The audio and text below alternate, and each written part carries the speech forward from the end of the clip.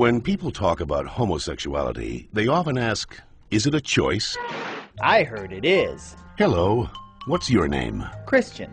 Well, Christian, let's see what the latest science has to say. Oh, that.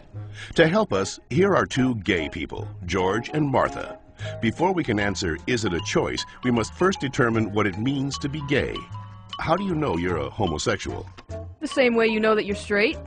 Since the 19th century, many theories about homosexuality have been offered that are untestable and contradictory.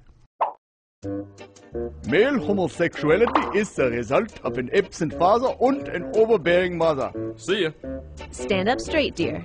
And the female homosexual has never recovered from her anger over not having the penis.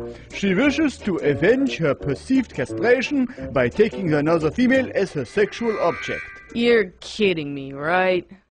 Well, I've always been told that homosexuality is unnatural. Is it? In fact, homosexual relations are common in nature, including zebras, baboons, dolphins, sheep, buffalo, ducks, foxes, elephants, horses, gorillas, moose, house cats, pigs, mice, rabbits, swans, and lions, to name a few. Well, okay, but we're not animals. Human beings have free will. You don't just decide who to love. Settle down there, Martha. Christian does have a point, but let's take a look at the most recent scientific evidence. As they study sexual orientation, scientists are currently looking at three main areas: genes, hormones, and birth order. Of course, most of these studies focus only on male sexuality. Sorry, Martha. What a shock. Let's first look at studies of identical twins. Hi.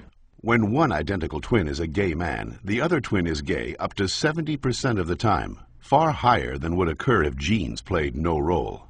In fact, these studies show that genes play a greater role in determining sexual orientation than they do in whether or not you're right or left-handed. And we don't punish the left-handed. Well, not anymore. Let's get it! Scientists have recently noticed a striking statistical phenomenon.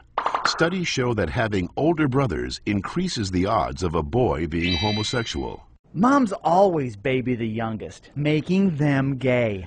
No, that's not it. When a woman is pregnant with a boy, scientists are realizing that her female body often sees the male fetus as a foreign object and begins to produce antibodies against it. The more boys a woman has, the more adept her body becomes at feminizing the fetus, which may explain why with every successive boy, the odds that he will be gay go up significantly. All right, maybe you all accept it, but what about those people who started out gay and say they became straight by discovering God? What about ex-gay ministries? Even so-called ex-gay ministries don't claim to change a person's inner sexual desires, just his or her sexual conduct. We're still gay. If these places really work, why don't they all use the same technique? Why does each ministry experiment its own way? Well, And why have so many members and leaders recanted earlier claims that they were changed? maybe these programs don't work for everyone, but what's the harm? How about the feelings of shame and guilt they instill and reinforce in their victims? Or the money, energy, and time they sap from people who have nothing wrong with them? Says you. Well, in point of fact, not just George says that, Christian. The American Medical Association, the American Psychiatric Association, the American Psychological Association, the American Psychoanalytic Association, the American Academy of Pediatrics, and the National Association of Social Workers have all stated that homosexuality should not be treated as a mental disorder, and that they oppose attempts at reparative or conversion therapy, and that sexual orientation is not a choice and cannot be changed. So that's it. I'm supposed to believe that it's not a choice just because all those doctors and scientists say so? Or you could just ask us. I do know this one girl named Heather who goes back and forth, but she's Shut up. The information in this educational cartoon is based upon studies that can be found in any university library, with the possible exception of the Bob Jones University in South Carolina.